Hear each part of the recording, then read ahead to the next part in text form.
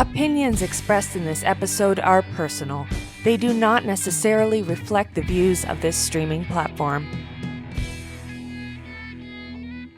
Good day, everyone, and welcome to another edition of Let's Be Diverse. I am your host, Andrew Stout. This episode is dedicated to all my loved ones who have supported me through this journey. One of the main reasons why networking is so important is because it helps you build rapport. Networking can help you establish yourself as a reliable, supportive, considerate, and knowledgeable industry professional. If you do it right, people will eventually perceive you as an industry expert. Today, our topic is importance of networking, and I'm so happy to have as my guest today, Kimberly Brady. Now, Kimberly is a small business growth advisor, empowering entrepreneurs with psychology and precision, turning passion into profit. Kim is a dynamic business advisor and fractional COO for small businesses. She also is a two-time author, two-time founder, and entrepreneur for 13 years. She works with new and existing service-based business owners who are founders, coaches, CEOs, consultants who are stressed out, overwhelmed, and constantly putting out fires instead of living the lifestyle that they dream of. She assists small business owners with policies, procedures, systems, employee retention, leadership development, and standards of excellence. Probably one of the nicest people that I've met, so I'm so happy to have her on today. Welcome to the show, Kim. It is such a pleasure to have you on. Thank you so much, Andrew. It's nice to see you. Nice to have you on here today. How are things going in your world? What's new? What's new? Life is a little bit crazy and a little bit hectic. As you know, I just got back from physical therapy. I am recovering from emergency back surgery that I had back in May.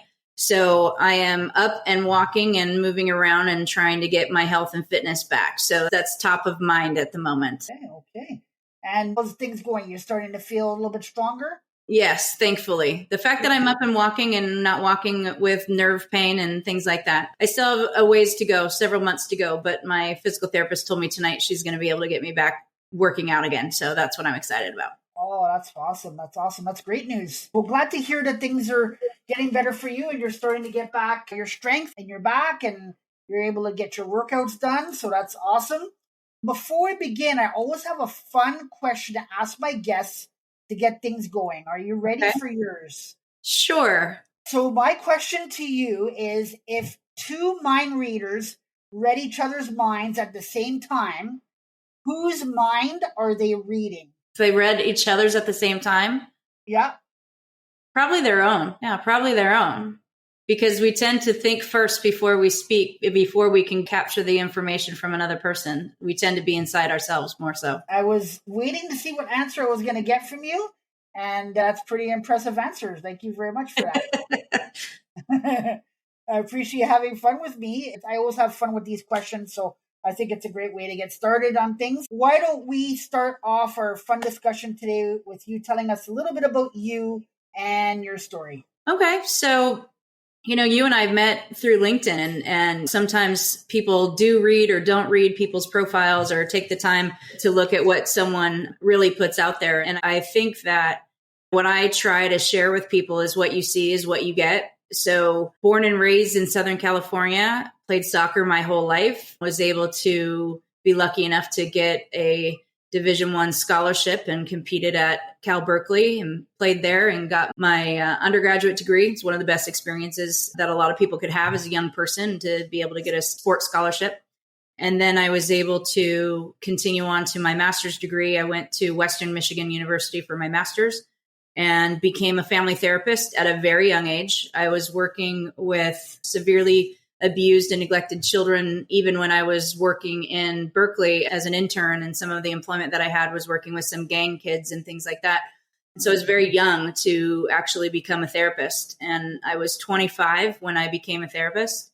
And I was not a couch therapist, contrary to what most people think therapy is. It's being able to think on the fly in the middle of some of the most difficult experiences you could ever imagine. And I worked alongside law enforcement, worked with behavioral units, worked with teachers, schools, community arenas, et cetera, to really help kids. And I got burned out at a very young age. And at 29, I was like, I don't want to do this anymore. I don't want to see these things anymore. I don't want to witness these things anymore. And my parents were like, what are you going to do? You spent your entire college career and graduate school, the past 7.5 years of education to do this. And now after 7 years of being a therapist, you're quitting. What's going on? And I said, I don't know. I'll figure it out. I have a people degree. So I decided to throw a dart on a map and said, I can't afford getting back to California. I'll go to Colorado. That sounds fine. Whatever. And I drove across the country with my car and my cat and my best friend and landed in Denver and then found a job. And I decided I wanted to learn about sales and trying to make a little bit of money, because most therapists or teachers or people in social services or in the helper professions don't make much money, and they're not taught how to build anything. You're not taught financial resources any way, shape, or form. And so I said, I need to learn something. I need to learn how to make a living. I need to learn something that has a people degree, because I wasn't technical. I was a people person, not a math person and not a statistics person and not a technological person. And so I got into sales, into various companies, and spent 7 years doing business to business sales as well as business to consumer sales. And again, I felt like I hit this crazy wall of this just doesn't suit me. I'm not happy. I'm not content. And chasing that feeling of where's my locker room? Where are my teammates? Being a soccer player for so many years and feeling like I was just missing something that whole time. And I had coached soccer for fun on the side for a long time and was always involved in sport in some way. But I had come home to California, visited my eldest nephew at the time. I have 4 nieces and nephews, and he was 19 and I hadn't seen him for a while, and went down to the beach and we were talking and said, hey, what would you like to do when you grow up? I know you're working at a coffee shop right now. What are you doing? I want to support you. And he looked at me and he goes, Aunt Kim, you're miserable right now. You're the one in the family that has chased after everything. You went after sport, you went to college, you went to grad school, you did all the things, but you're unhappy. And so I'm having a really hard time following your advice. And it was like this big aha moment. And I was like, holy cow, out of the mouths of your kids. And 3 weeks later, I quit my job. Again, my parents asked me the same question. What are you going to do? And I said, I have no idea, but here's what else I'm going to do. I'm going to build something and I'm going to take in my nephew. And they thought I was crazy. And I said, I've been a therapist my whole life. I've helped raise other people's kids. Why not help raise my stepsister's kid? I'll help raise him. So I thought I wanted to build a coffee shop. I thought I wanted to build something that he could work with me, because he had been working in a coffee shop. And I wanted to bring like this California vibe to Denver, or so I thought. And so I had a little bit of money saved, not a lot, and asked my financial advisor. I said, so I think I want to build a coffee shop. She goes, no, you don't. And I'm like, man, like first I have my nephew who tells me not to do something. Now I'm having my financial advisor 3 weeks later telling me I'm an idiot and that I can't build a coffee shop. Okay, great. Now what am I going to do? And my nephew's coming to live with me in 2 months. I told him I'm building a coffee shop. Now what? And she goes, Kim, you don't want to bring California to Denver. You want to move home. You need to figure out what you're going to do to be able to move back to California. I'm not going to let you spend what little money you do have building a brick and mortar that will take 10 times the amount of money that you have. You can't take out a loan. We're in the middle of the recession. You don't have any business background. So you need to figure out something else. And I went home and had my oh shit moment. And I spent about 4 weeks finally slowing down to think, what do I want to do? And so I took the time over those 4 weeks to really figure out what is it that I want to do. And that's how I fell into the company idea that I eventually built and scaled and sold my company. And what I ended up doing, I was always cleaning the house. Chores growing up were cleaning the house. My mom is full-blooded Italian, grew up in a very strict gender role house. And so girls had inside chores, boys had outside chores. So my brother would mow the lawn and weed and do gardening. And I was cleaning the bathrooms in the kitchen and cooking and cleaning. So in my house, while I was trying to figure out what I want to do, I was cleaning. And then I was calling my friends and going, hey, can I organize your closet? Or, hey, can I just come help you with something? I've always worked. I can't not work. I can't have idle hands. And so I knew someone and said, hey, I know you have a cleaning company. Do you want an employee while I try to figure out what I want to do? I need to make a little bit of money. I can't just sit around. And she goes, no, I don't want an employee. You have the personality to build a business. I'll teach you what I did to build a company. And that was my aha moment. The second aha moment was when I sat back for those 4 weeks, I really analyzed, what do I want my life to look like? Not job title, not bank account. It was really, what do I want to do? What is my purpose? And so the biggest one was I wanted to be a helper. I knew that I wanted to be in a different location every day. I'd never been in a corporate environment where I stayed in an office. So I knew I needed a different location every day. I knew I didn't want to wear a business suit every day anymore. And so that was a big one. I knew that if I couldn't work, I needed to have income coming in somehow. So I said, let me build something that I can hire employees so that if I don't work, my employees can work and I can provide good jobs to people and give to the community. And out of the blue, those 5 criteria matched the concept of building a residential housekeeping company. So that was how I came upon the concept of building a cleaning business with very little overhead, no money, no business background. And your topic of conversation is about networking. And my network of people that I had been building for 3 years before with networking groups and business partners that I had been connecting with to help my clients in my other sales arenas, the coaching relationships I had, the friendships that I had, they all stood up and said, we will support you in this idea that you have. Whatever you sell, Kim, we trust you. We know who you are as a person. Go build this thing. So that's my segue into the power of networking, and the impact of my story of how I became a business owner was really because of my network of people who believed in me. What a amazing story. There's so many things that I want to dive into that just are so amazing. First off, I want to commend you for sticking with it and being patient and figuring it out. I'm talking to a lot of people, and a lot of people have similar stories to yours.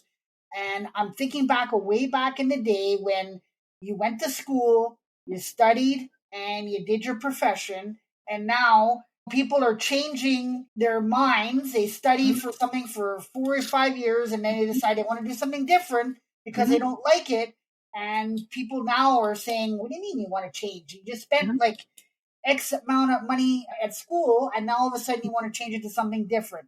Well, it's because I'm not happy doing what I'm doing. I commend you for figuring that out and for not doing something that you would not enjoy or you were not passionate about. I believe that when you're doing something as far as career goes, you have to be passionate about it. If you don't have the passion, you're just not going to put your whole heart and soul into it. So I commend you for the passion and for figuring it out and for adapting. And I also want to comment on the parts about you figuring out as far as these are the type of things I'm looking for: helper, different location, no suit, income, residential. A lot of people, when they're looking for a career coach, what they will do is they will say to somebody, if they're looking to change jobs or they're looking for a job, they will say, hey, okay, let's make a list of the things that you want to do and make a list of the things that you don't want to do. And then we're going to start looking at job descriptions of the things that you want to do, because the things you don't want to do, we don't want to find you a job and you end up doing those things again. We want to find a job of things that you enjoy doing, because we spend more time working than we do with our families. So you need to have passion for what you're doing, because you don't want to be in a situation where you got to get up for work on a Monday morning. You're like, oh God, I got to go back to that place again today. You don't want that. You don't want that on yourself. You don't want that in your heart. You want to be like, yeah, what a week I got planned. I got this to do. I got this project to do, meetings, whatever. And you're thinking about your week. That's passion for me. I think that there's a twofold piece to passion, because there's always going to be something in your job that you don't like. I don't care what it is. You can follow your passions, but you're going to have hard things, right? Like, I was an athlete and I loved playing soccer, but some days I really hated practice. And then some days you get injured and you still have to figure out how you're going to recover. I think if you combine, I believe you should combine a passion with a purpose. Oh, for sure. And for me, I am an avid learner and I don't like to be bored. I need to make sure that my brain is constantly learning something. And so what I found when I was in corporate America was I didn't want to chase a corporate ladder for a job title. I didn't want to sit and wait for someone above me to get fired or laid off or die for me to have a chance to lead people. And the situation that's happening right now in corporate America, we're facing the largest corporate layoff we've seen of white collar workers in the history of our country. And I'm seeing people who are in the tech space who are 3 jobs ago, they were laid off. And then the last job they were laid off. And then another merger happened and they were laid off. And it's just this constancy of they're chasing their passion because they love tech, but then they also feel so emboldened by this thing and angry all the time because this world is just not helping them live that passion. They don't feel purposeful. They're forgetting, like, what am I here for? It's not the job title. It's not the bank account. It's what am I doing to help with my family? My big thing was I wanted to walk my talk for my nieces and nephews. That was why I quit. I didn't know that I was going to build a residential housekeeping company. I wanted to prove to my nephew that he could follow a person he looked up to. And so walking my talk was really important. And being proud of something that I could share with my family was important. So that was passion and purpose have to be combined. And I'm all for people quitting something that doesn't suit them. You got to leave things if it's harming you, but don't be so quick to run away, but do something with the purpose of what is the reason behind me staying at this job? Is it to take care of my family? Is it to lead me into another skill set so that I could get another position? Whatever it is. So I don't want people, they don't have to do what I did, which was quit my job without a parachute. I don't recommend that. You don't have to jump off a cliff and build a parachute on the way down. Like, you really can build a business in addition to doing your regular jobby job until you can transition financially. So I don't advise my clients necessarily to do what I did. No, and you're absolutely right. It's not for everybody. It was right for you, but it's not right for everybody, for sure. Yeah. So explain to us what you think is the process of networking. I believe networking and sales and business and life is all about relationships. End of story.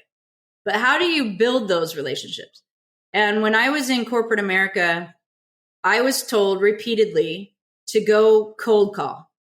And for a person who's an introvert and a person who's extremely shy and wants to be on the wall in a room of 200 people, telling me to go walk into a stranger's office to pitch something to them made me want to crawl out of my skin. And I said, I can't do business that way. If that's how you think I'm supposed to make money, I'm going to lose. This isn't going to work for me. And so I went after it from a different perspective, very old-fashioned perspective from my Italian grandparents. And I believe that business is about a handshake and a smile and following through with what you say you're going to do. And so if I was, whatever arena I was in, didn't matter. If I was playing soccer, I showed up on time and prepared and with my stuff because my teammates were depending on me. My coaches were depending on me to show up. If I was coaching my kids, I led by example of I showed up on time. I always had my equipment and I was ready to play and ready to coach. I did that in every job that I've had. So I don't care what job title I've carried. I show up to work on time. I show up to appointments on time. When people ask me to be in their podcast, it's very simple. Sure, you want me to be there? Here's what time I'm available. Okay. You don't really have to ask me twice. And yes, I understand mistakes happen and schedules need to change at times. But my friend says this all the time. She leads by the ethos of how you do anything is how you do everything. And so how do you want to be known? What do you want to be known for? And for me, networking as a process is about building relationships over time. It's not asking someone to marry you and buy your service the first day you meet them when you don't even know their name, which is what happens on LinkedIn all the time. Or it happens people cold calling and pitch slapping you and you've never even, I'm like, wait, don't even give me a ring. You don't even know my name. I don't even know if I want to date you. You have no idea what I like, right? Exactly. And so networking really is listening. It's paying attention to what people write, what people say, how they behave, commenting in real time on a real thing with purpose. Hey, I really enjoyed listening to that podcast episode with so-and-so. I'm more than happy to be a guest on your podcast, Andrew. Thank you for reaching out to me.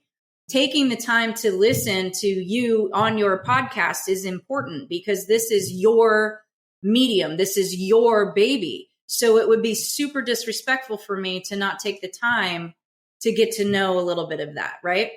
That's what networking is. And when I was selling all my sales experiences, I took a longer sales cycle. So other people were able to do a lot more transactions, but they had a lot of chargebacks or unhappy clients or people who weren't happy, where it took me longer sometimes to get my clients, but I kept them for a very long period of time. And that person who taught me about her business practices was a former client who became my friend, who then said, I will support you in building your business. That's networking because you become friends with people later. And so it's very intentional and it's very time consuming, but I'd rather be real. So that's what networking is to me. It's about really taking the time to build a relationship with someone and try to think, how can you help that person with what they're looking for? I love all that. I am huge on building community. And I've been like that since I've joined. I was on LinkedIn for the longest time, but I never really, I'd say, used it to its full capacity. It's been about a year and a half since I've used it to its full potential. And I'm still learning. Sure. There's some things that I'm learning that are out there from different people. And I'm like, oh, I didn't realize that I could do that on there. I love the fact of building relationships, building rapport. I think I agree with you 100%. Making sure that you're good at what you're doing. I always use an example as if you go to a restaurant and there's 50 things on the menu, but they're not good at one particular meal, but they say, we want to have all these things so we can give you variety. That's fine. You want to specialize in something. And if you have 50 things on your menu, you can't specialize in anything. I think that's what I'm thinking of when you say that. And I love the listening part too. I think that's important for a leader to listen. But I was talking about this the other day with somebody, learning to listen with pause. So you're not listening to always give your feedback. Sometimes somebody just needs you to listen and not you giving a response back. They just need you to hear them out and you understand them and sympathize with them and just be there for them. People struggle with emotion. So when they see someone maybe struggling with something or they are vulnerable and maybe they're teary, maybe they're facing a problem. And oftentimes people want to fix it. They want to problem solve versus waiting and saying, tell me all of the things that you've tried that haven't worked so that I don't repeat anything. Like, walk me through the things you've done. Let me hear the efforts that you've made so that I can find maybe something that I can help you with. Take more time with that person, invite them to talk more, being able to sit with them and say, hey, you have all the right to feel what you feel. Let's walk through how to process that. Tell me more about what you've done. What would you like to see happen? In a perfect world, how would you solve this problem? So that we can look at the resources that might be available that we didn't think of. But I won't know that unless I sit down and really listen to someone. I think the amount of empathy that I hold because of what I did in my previous career path of being a therapist helps me in my business consulting practice, because not only have I started, scaled, and sold my own company with employees, I know the ups and downs and the emotion of running a business, and it is not easy. And entrepreneurship is not glamorous, and it's not about being a celebrity, and it really isn't about being a millionaire at all. And the majority of small business owners are not millionaires. It's a very false reality that gets shown on social media. And I find that some of the people that talk with me have a concept or an idea that eventually can build them a lifestyle that they really enjoy, where finances aren't as crazy. But the first few year to 5 years are tough. They're tough. And so if you don't sit with someone, you're missing who they are and the humanity in the person. And that's what really networking is about. So I know we've delved into it a little bit, but I'd like to get into this a little bit more. I want to get your opinion why networking is so important in today's business world. because you got to find a way to get beyond the algorithm, for Christ's sake. You got to find a way to get beyond the screens we're on. We've got to find a way back to community and humanity, and finding a way that says we're not alone in this world. It's so important. Business is about people. You're not selling to a robot, you're selling to a person. You must be able to recognize that you're not the only person in the exchange. There's vendors, there's suppliers, there's employees, there's customers, there's networking partners and business relationships, there's networking meetings. We're community, and we're forgetting that because of these screens. And we think that AI can be a tool, but sometimes it blocks really good people from opportunity. And it's so important right now to say, hey, I need help with, can you find who do you know who? Can you let people know, and have those kinds of questions with people and be unafraid to say, hey, I'm reaching out. I read this about you, or, hey, Joe told me that you would be a great person to chat with. Can I talk with you about this? I recognize your time is valuable. Can I spend a little time with you? And be intentional about it. You can also over network yourself and have meeting after meeting after meeting. And so I had to learn that too. You can be exhausted and you need to replenish. So networking needs to be purposeful. It needs to be intentional. It needs to be relational, and it needs to be ongoing. It's not a one-time thing with one person. It has to be ongoing. You mentioned this earlier about working in sales, and you were talking about not being comfortable picking up the phone to make sales calls. I totally get that. And I have someone that I know, she works in sales right now, and she has her team, and they have their sales goals, and they can do calls, they can send emails out or what have you. But what she does is she goes on their strengths. So if someone doesn't feel comfortable picking up the phone to call customers, she say, okay, if you don't feel comfortable getting on the phone, well, I'm not going to make you go on the phone. So what things are work for you? So they're like, oh, I like to do emails, or I don't mind doing a Zoom call with somebody, but I do like email. So okay, let's find ways that you can use your email to activate and get personable with people. The other thing is, I was having a coffee chat with somebody this week, and what hit me when you said we're behind a screen a lot. When I called her, we had set up a coffee chat with each other 2 days before. So when I called her, she said, oh, I gave you my number, but I thought we were going to be doing it online. But she says, this is okay. She says, I like this. I'm like, you know what? I'm an HR guy and a diversity guy, but I do also have a sales background. And when I was in sales, that's what I did. I used the phone. And people don't use the phone anymore. They use these other things. But she appreciated it. And not everybody's going to be like that. But her in particular, she appreciated that, wow, I like this, that you were actually taking time to phone me and chat with me for 15, 20 minutes and get to know me. She just loved it. Yeah, everybody has a different style. Everybody feels successful. My job, by the way, was not in an office. I was not in a call center. I was required to drive to my territory and knock on doors. Right. And that was not what I was wanting to do. And especially in heels and a business suit. It's the last thing I wanted to do. And so I was like, so how do I do this in a different manner? So I found a networking group. I went to a networking group. I said, I can't cold call. What other thing can I do? And so I said, I need to build relationships with people. And a couple of my coworkers were laughing at me because they're just like, oh my God, if I did what you did, Kim, I'd lose my mind. I'd rather be on the phone. I was like, go ahead, be on the phone, stick in a cubicle with walls around you. Go ahead. I can't imagine doing that. I'm going to go to a meeting every week, and I'm going to present things. I'm going to share stories. I'm going to meet with people. I'm going to learn about them. I'm going to figure out how to help my clients, and I'm going to do it that way. And so each of us has a different skill set. Do I think it's important to be able to learn how to call a stranger? Yes. LinkedIn has actually helped me do that, in that I've found that if I follow people for a period of time, I can gather a little bit more information and then be able to email someone and start a conversation that way, and then bring it offline or bring it to a phone call or an email or a face-to-face Zoom call or whatever. So I have found that there are ways to make that easier. But for me, even walking into a room in a networking meeting when I haven't met anyone still takes every ounce out of me.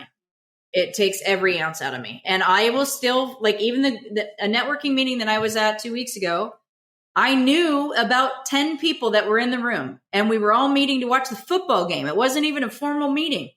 And I literally got there 45 minutes early so I could walk outside for a while to get my mind right to walk into the room. You got your mind set to be in a social environment. And I know lots of people that are like that, and that's totally understandable for sure. Yeah. I'm really good one-on-one. I'm really good with my closest friends.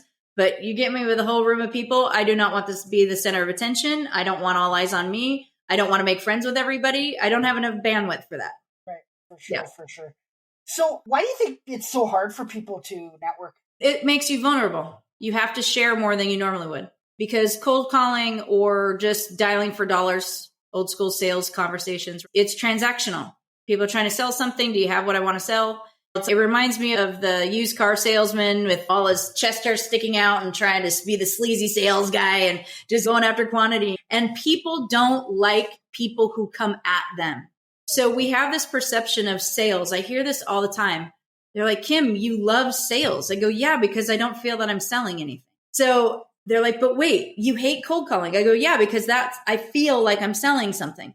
But when I'm networking, I don't feel that way because I'm genuinely wanting to get to know the person. So oftentimes people feel they have to sell themselves to network, when all it really is getting to know someone and listening to them. So when I go to a networking meeting, for example, I don't try to pass out 100 cards. I look for a person who may be by themselves or one or two people. I will listen for a while and then interact, say hello, get to know a little bit. Oh, what are you here for? What brought you to the meeting? Blah, blah, blah. And then if there's nothing in common, go to the next person. I'm not going to trade my card for that person. I go in with an intention of, I want to meet two people in this room that I could have a further conversation with versus someone to sell. So I think networking is hard for people because they come in with the wrong intention, or they think they have to sell something in that instant in order to hit their sales numbers or in order to gain something. Where for me, it's that concept of getting to a yes. All it is, do I want to talk with this person ongoing?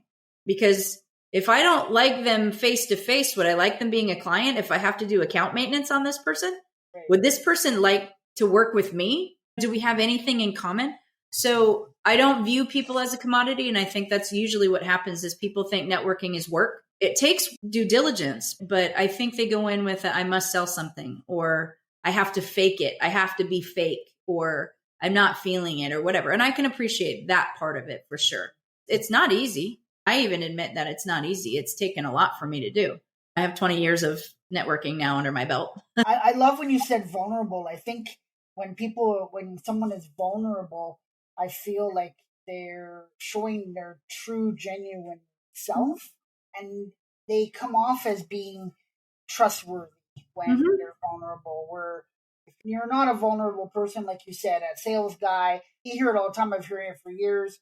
A sales guy. When you have that visual of what that is, and you try to avoid it, but when you're vulnerable, people are like, "Oh, okay, this guy seems to be real, seems to be genuine. Let's have a chat with him and see how it goes."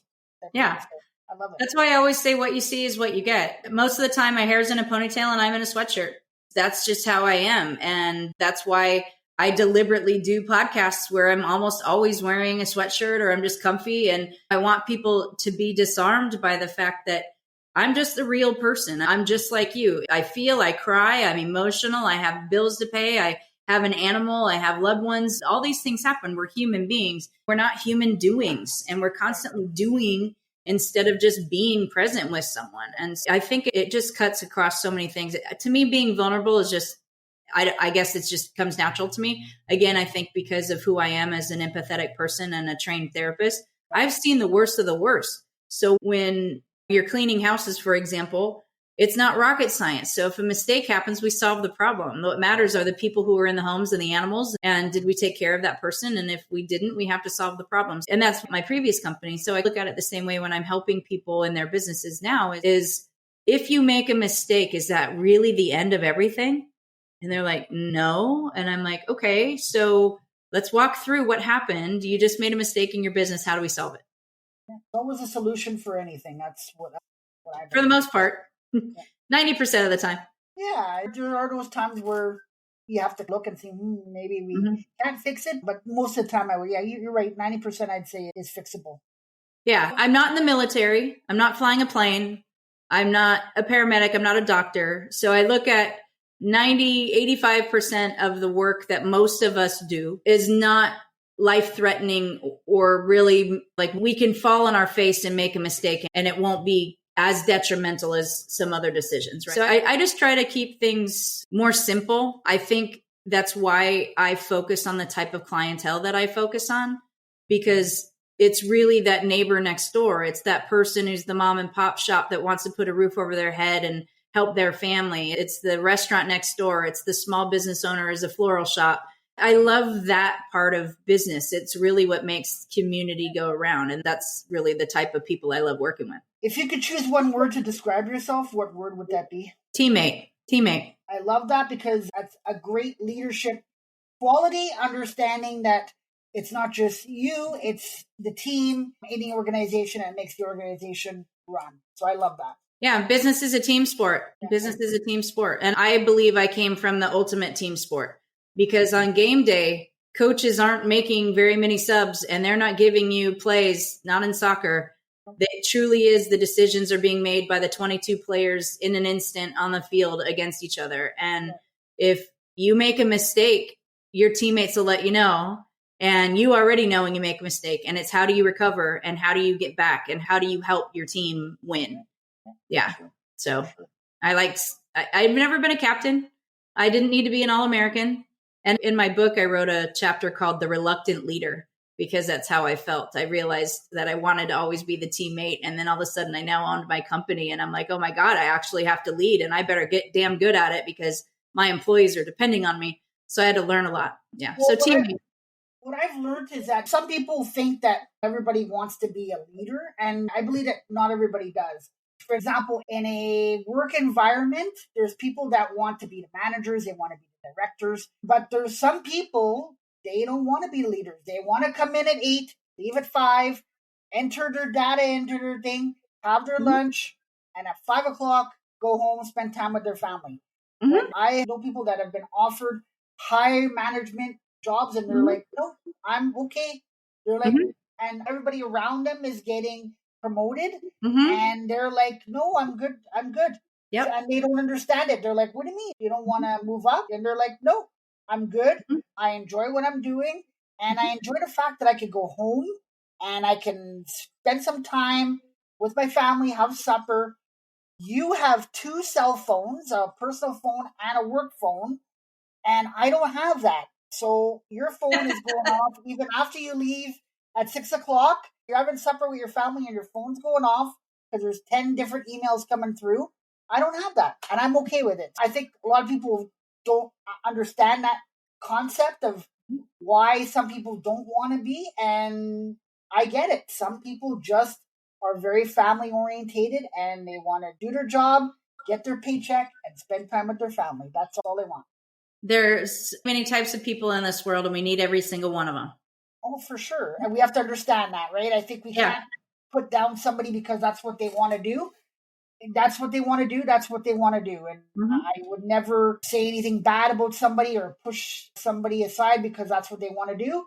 That's their decision. That's what they feel comfortable with. And I'm okay with it. Any final thoughts today? No, I just want to say thank you for inviting me and then thank you for having me. It was a pleasure. I know it was pretty quick when we first talked on LinkedIn, so I'm happy that we're able to get it done, especially with your busy schedule. It's a little nutty right now. I was happy that I was able to fit it in, and it was a pleasure. I think this conversation was awesome, and I'm sure that our listeners will enjoy it as well. Thank you so much. You're very welcome. So on behalf of myself and my guest, Kim, I'd like to thank you all for taking the time to listen today. And until next time, be safe and remember that if we all work together, we can accomplish anything. You have been listening to Let's Be Diverse with Andrew Stout. To stay up to date with future content, hit subscribe